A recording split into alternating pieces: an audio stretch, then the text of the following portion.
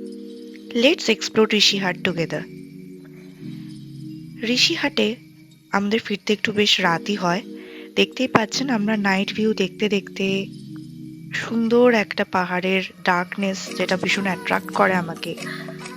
মানুষজন হয়তো সকালের ভিউটা বেশি পছন্দ করে, বাট আমার ডার্কনেস আমাকে প্রচন্ডভাবে অ্যাট্রাক্ট করে পাহাড়ের। তো সেই দেখতে দেখতে আমরা কখন যে ঋষিহাটে পৌঁছে যাই। আচ্ছা, তার আগে বলে রাখি, ঋষিহাট হলো একটি অফবিট প্লেস দার্জিলিং এ, যেটি আপনার তাগদা এবং দার্জিলিং মেল থেকে একটু হলেও ডিস্টেন্সে কাছে পড়বে। আপনাদের যদি ডিস্টেন্সটা জানতে হয় আমি আপনাদেরকে জানিয়ে দেবো।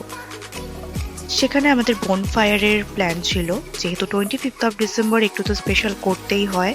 তো আমরা সকলে মিলে বনফায়ারের আয়োজন করি। ওখান থেকেই আমাদের যিনি ছিলেন দাদা, তিনি সবকিছু অ্যারেঞ্জ করে দেন।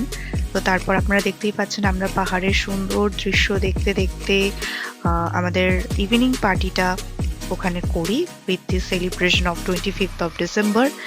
আর সঙ্গে রয়েছিল আমাদের বনফায়ার। ভীষণ আনন্দ হয়, ভীষণ আনন্দ করেছি আমরা।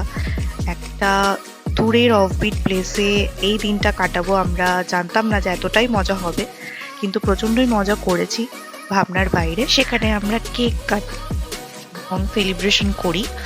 তো সকলে খুব মজা করি, আমাদের নাচ গান হই হুড়ো সবকিছু করে আমাদের ফিরে আসার পালা ছিল সেই দিনকে। আর এই যে হোমস্টেটা, তার নাম হচ্ছে কল্যাণ মাউন্ট নেস্ট।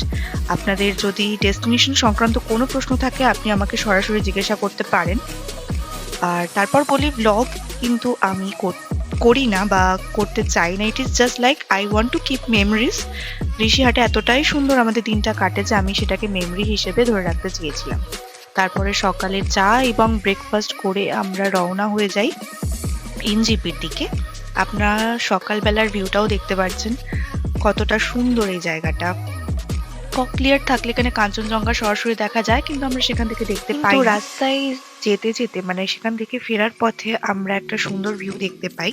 যেহেতু আকাশ ক্লিয়ার ছিল, তো কাঞ্চনজঙ্ঘার রেঞ্জটাও প্রচন্ড ক্লিয়ার ছিল। তো ভাবলাম রেকর্ড করে রাখি এবং আপনাদের সেটা শেয়ার করি।